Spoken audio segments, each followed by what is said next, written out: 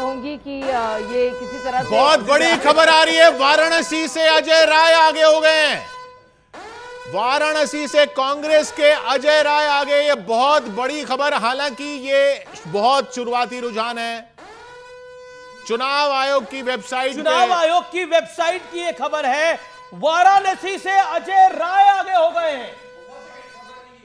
वाराणसी से अजय राय अपनी सीट पर आगे हो गए हैं, कांग्रेस के प्रत्याशी हैं पंकज। दूसरी बड़ी खबर अमीश किशोर ये है कि गांधीनगर से, देखिए बड़े लीडर्स कई बार जीत हार का मामला नहीं होता, कितने अंतर से जीतते हैं। 1,17,000 वोटों से आगे चल रहे हैं इस वक्त गृह मंत्री अमित शाह गांधीनगर से। जी वो ठीक है, लेकिन वाराणसी से किसी भी राउंड में, किसी भी स्टेज में अजय राय का आगे चलना बहुत चौंकाने वाली बात है, क्योंकि वाराणसी से प्रधानमंत्री मैदान में है। प्रधानमंत्री मैदान में है, किसी भी राउंड में। ये इलेक्शन कमीशन की वेबसाइट पर है। जी सतीश जी बोले। बनारस में आप लोग 2014 याद कीजिए, सामने वाले दो जो मोदी जी के मुकाबले में थे, उन लोगों को भी 2-2 लाख वोट आया था। तो ये मत मानिए कि वहां बनारस में अपसेट हो जाएगा। नहीं अपसेट की बात नहीं, हम कह रहे हैं कि किसी भी राउंड में अजय राय का आगे चलना। अरे भाई, अजय राय वहां के टीकाधारी है, एक आध एरिया में तो लीड करेंगे ना। बात एक आध एरिया की नहीं है, प्रधानमंत्री जी की विश्वसनीयता पर सवाल है। उन्होंने कहा था, न मुझे किसी ने भेजा है, न मैं यहाँ आया हूँ, मुझे माँ गंगा ने बुलाया। गंगा का क्या हाल कर दिया आपने? आज बनारस आपको जवाब दे रही है, और ये बहुत ही आश्चर्यचकित करने वाली। मुझे लगता है कि किसी एक ट्रेंड है, और जिसे कहते हैं जैसा सतीश जी ने कहा कि किसी एक इलाके में ऐसा हो सकता है। अमित शाह आगे चल रहे हैं, प्रधानमंत्री नरेंद्र मोदी की सीट पर अजय राय एक राउंड एक आंकलन में आगे हैं। वो इलेक्शन कमीशन का आंकड़ा है जो हमने बताया आपको। गांधीनगर सीट से 1,20,000 वोट से अमित शाह आगे चल रहे हैं। दिग्विजय सिंह की बड़ी खबर है। शाजिया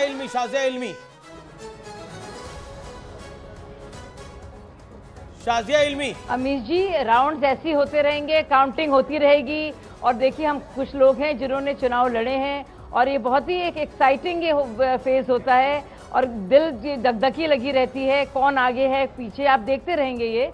और अलग अलग जगह से वोट जो है खुलते हैं और काउंटिंग होती है, और ये अपडेट्स आते रहेंगे। अभी बहुत सारे राउंड्स हैं, और मुझे लगता है बहुत जल्दी समाजवादी पार्टी के हमारे भाई जो कह रहे हैं कि प्रधानमंत्री जी को झटका लग रहा है, और ये बिल्कुल मुझे लगता है वो बहुत जल्दबाजी की बात है। पंकज कुछ कहना चाह रहे हैं। पंकज बिल्कुल अमीश किशोर, देखिए जो पेपर बैलेट का जो गिनती होती है वो बहुत इंटरेस्टिंग होती है। तो अभी इंटरेस्टिंग चीज पश्चिम बंगाल से है, बर्धमान दुर्गापुर। यहां से दिलीप घोष, एक्स प्रेसिडेंट है बीजेपी के, बहुत ज्यादा वोकल रहते हैं, तृणमूल पे हमला करते हैं, लेकिन कीर्ति आजाद लीड कर रहे हैं, उनके अगेंस्ट खड़े हैं। उधर हमारे साथ दानिश साहब जुड़े हुए हैं MIM से। दानिश साहब, इन रुझानों पर आप क्या कहेंगे? देखिए, रुझानों पर अब तक जो भी चीजें निकल कर आई हैं वो ये दिखाती थी कि जो पिक्चर बन रहा था स्क्रीन पे, और स्क्रीन के बाद अब जो सिचुएशन बनी है, ये हालात बनने थे। हालात टफ थे ही, इसमें कोई दो राय नहीं है। लेकिन मुझे लगता है कि तमाम लोगों ने मिलकर कोशिश की है भारतीय जनता पार्टी को रोकने की, और आने वाले टाइम में थोड़ा वक्त और लगेगा, 1-8 घंटे के बाद और बहुत पिक्चर थोड़ा सा साफ हो पाएगा। आप अभी उम्मीद कर रहे हैं ये गैप जो है 400 पार तो ठीक है, हाँ। अब लेकिन 372 के अंदर भी आके कहीं खड़े रहेंगे, या क्या सिनेरियो बनेगा, ये तो आने वाला वक्त ही तय करेगा। लेकिन एक मैसेज बिल्कुल साफ है, अब तक जो चीजें निकल बड़ी खबर, दिल्ली के रुझानों में 7 सीटों पर बीजेपी इस समय, राजेश गुप्ता जी हमारे साथ आम आदमी पार्टी के मौजूद हैं। 7 सीटों पर बीजेपी लीड कर रही है। राजेश गुप्ता हमारे साथ है। दिल्ली की 7 सीटों पर बीजेपी लीड कर रही है। राजेश गुप्ता, क्या कहना चाहते हैं आप? दिल्ली की 7 सीटों पर बीजेपी आ गई इस समय।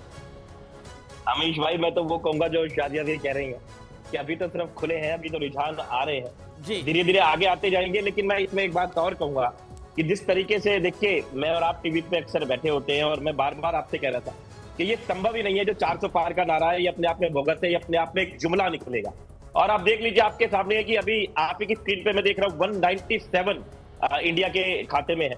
अब इसमें आप भी अंदाजा लगा सकते हैं कि ठीक है, ऊपर नीचे होते रहेंगे, लेकिन जैसा माना जा रहा था कि 400 पार, वो तो कहीं से कहीं तक नहीं है। जमीन की रिपोर्ट अलग है। और मैंने बार बार कहा कि जो बीजेपी का वोटर होता है, थोड़ा लाउड होता है, शोर मचाता है, व्हाट्सएप पे लड़ाई करता है, ट्विटर पे भद्दी भद्दी गालियां देता है, लेकिन जो आम आदमी पार्टी का वोटर है, जो इंडिया गठबंधन का वोटर है, ज्यादातर जगहों पे बड़ा शांत है। वो अपनी बात को रखने की कोशिश करता है। वो संविधान के लिए लड़ाई कर रहा था, वो देश को बचाने के लिए लड़ाई कर रहा था, वो प्यार के लिए लड़ाई कर रहा था। तो ये आपके सामने देश महान है, लेकिन अभी भी बहुमत तो उन्हीं का दिख रहा है ना। अभी भी बहुमत बहुमत तो 272 पे होगा ना। आप 300 को लेके शेयर बाजार में एक बड़ी खबर है, स्टॉक मार्केट्स में बड़ी गिरावट है। रुझानों के बाद शेयर बाजार नीचे लुढ़क गए हैं। इस समय की बड़ी खबर है, शेयर बाजार में भारी गिरावट का दौर देखने को मिल रहा है। रुझानों के बीच शेयर बाजार लुढ़क गए हैं, एक भारी गिरावट का दौर देखने को मिल रहा है। हालांकि मार्केट भी एक रोलर कोस्टर राइड होती है, प्रॉफिट बुकिंग देखने को मिलती है। इस समय एनडीए 290 पर, 197 पर, लेकिन राजेश गुप्ता बहुमत के लिए 200 एक सेकेंड सतीश जी, 272 का नंबर ही चाहिए बहुमत के लिए, और एनडीए ऑलरेडी 290 प्लस है। एक सेकेंड राजेश गुप्ता सुनिए, इसका मतलब है भाजपा के अपने पूरे नंबर नहीं आ रहे।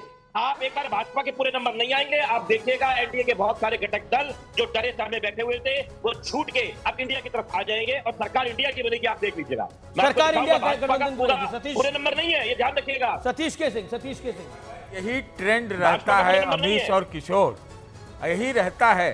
तो राजनीतिक ट्रेंड जो हम पूरे देश में देखते हैं कि आज इस तरफ कल वो तरफ, तो वो बात सही कह रहे हैं आप पार्टी वाले कि बहुत सारे एनडीए के पार्टनर्स भाग जाएंगे भाई। ये ब्रेकअप देख लेते हैं इस 291 के। हम गुजारिश करेंगे प्रोड्यूसर से कि जी, ये ब्रेकअप जो है, ब्रेकअप हमने बताया है।